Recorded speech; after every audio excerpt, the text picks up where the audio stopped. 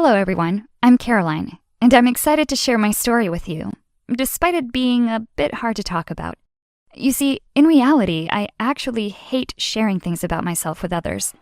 It's hard to explain, but have you ever felt like you just didn't like being around people, and even seeing them or talking to them gets on your nerves? Well, that's exactly how I feel every single day. You might be thinking, what a cold-hearted girl, right? But trust me, it's not like that at all. Stay with me, and I'll explain everything to you. My story begins with my parents. Like most people, my parents dreamt about sharing their world with a child and building a beautiful family. I was their little baby, and that is why I was spoiled. Like, embarrassingly over-the-top spoiled. Looking back at old photos, I could see that my parents had given me every single thing I had ever asked for. However, all of these things were just materialistic. The truth was, they never made an effort to focus on my personality and interests. And this is where the problems began. Up until I was in first grade, life was pretty peaceful. My mom was a stay-at-home mom, so I never had to go to kindergarten before starting school like all the other kids. Because of that, I never really socialized with other kids. So you can probably imagine the nightmare I went through when I started school and suddenly had to deal with all of these other people. I had to listen to every single child screaming and being hyperactive. I was in complete shell shock. And on top of all this, an older kid approached me and he tried to hold my hand. He smelled so bad and his hands were dirty.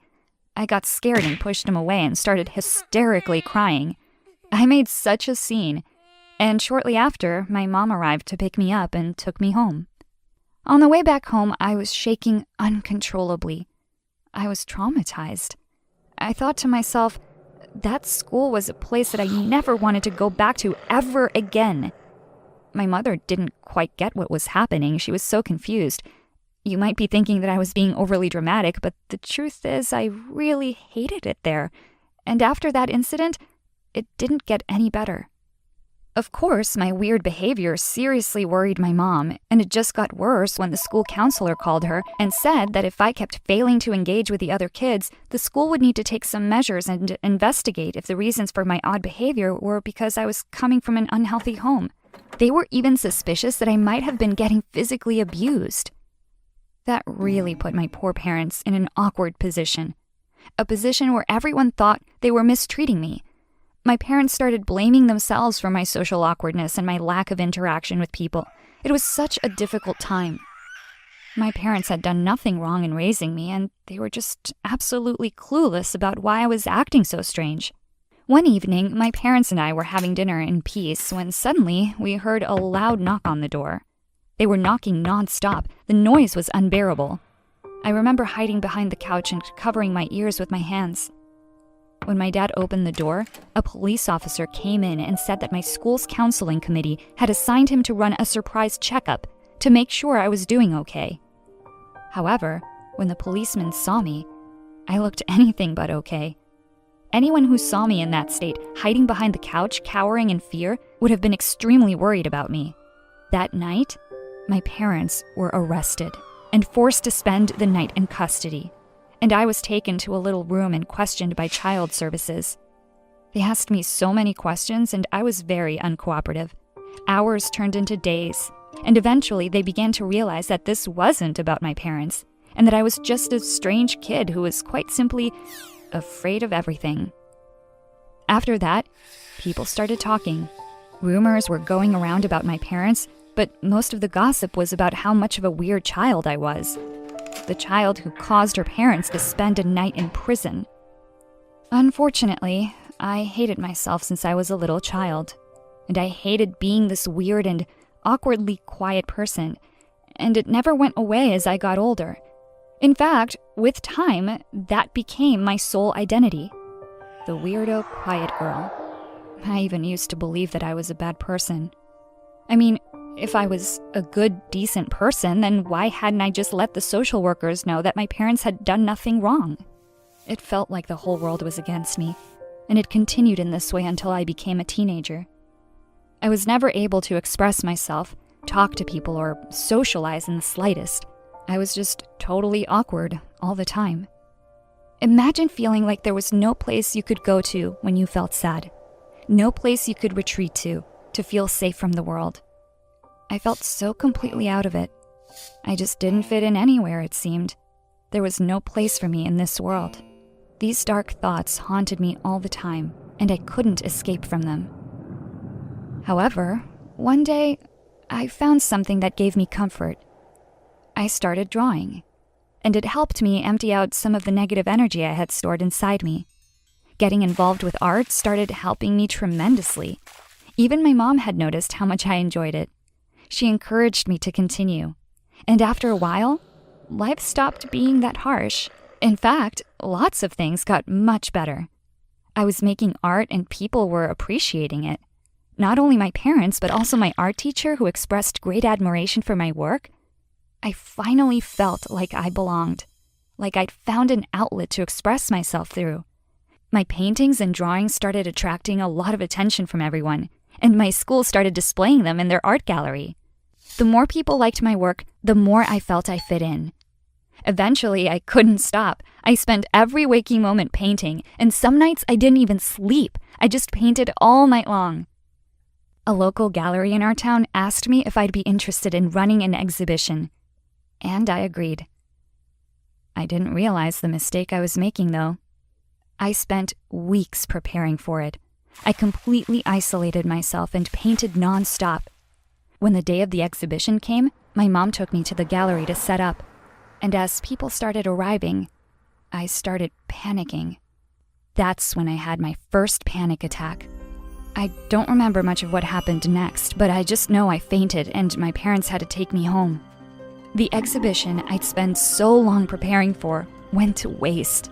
I didn't even get to be there for the opening. My parents were seriously worried now. The doctor contacted my school and had them give me some time off. They said I'd had some kind of burnout and needed to rest and recuperate. For the next month, I spent all my time in bed. I didn't even paint. I just surfed the net and slept. One day, I decided to look up my symptoms, and I couldn't believe what I was reading. Why hadn't I done this earlier? It explained everything. According to the search results, I had autism. I was devastated. I'd always known there was something wrong with me, but I didn't think it could be something like autism. For the next few weeks, I just lay in bed in the dark, feeling miserable. Pretty soon, I also stopped eating. I didn't want to do anything anymore. Life felt hopeless. I was so weak I could barely even walk to the bathroom at the end of the hall. One day, my mom forced me to go for a walk with her out to the garden to get some fresh air. On the way downstairs, I fainted. My mom rushed me to the hospital, and they ran a bunch of tests. They made me stay overnight so they could monitor my health. One of the nurses was really kind to me, and I found myself opening up to her. I told her that I had autism, and she looked very surprised. She ran off to get a doctor. They came over to me and assured me that I definitely did not have autism, and that other than a weakened immune system due to lack of nutrition, I was perfectly healthy and that they just wanted to keep me in for a few nights to monitor my eating habits. I started crying. I'd gone my whole life so far feeling like an alien, and finally I'd found autism and was so sure that that's what I had. And now this doctor was telling me I was actually fine and healthy. I felt so confused, as if I were back at square one, back to being that awkward weirdo girl. The doctors left me to try and calm down for the night, and then I heard a voice from behind the curtain. There was a girl about my age standing there, and she asked if she could come in. Even though I felt vulnerable and shy, I said yes for some reason. She sat next to my bed and introduced herself as Celine, and started explaining that she was also here because she'd stopped eating and her parents had been worried about her. As I listened to her talk, something inside me shifted, and I felt like for the first time I could actually communicate with someone. I started talking to her about my art and how I felt awkward around people, and she said she felt exactly the same. Soon we realized how much we had in common, and I went to sleep that night smiling.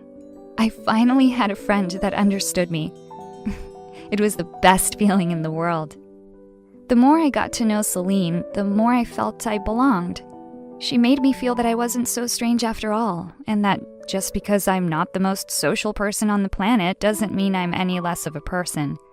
It's honestly crazy to think I've gone all these years identifying as a weirdo, when in actual fact it's just my personality and I'm just different from other people.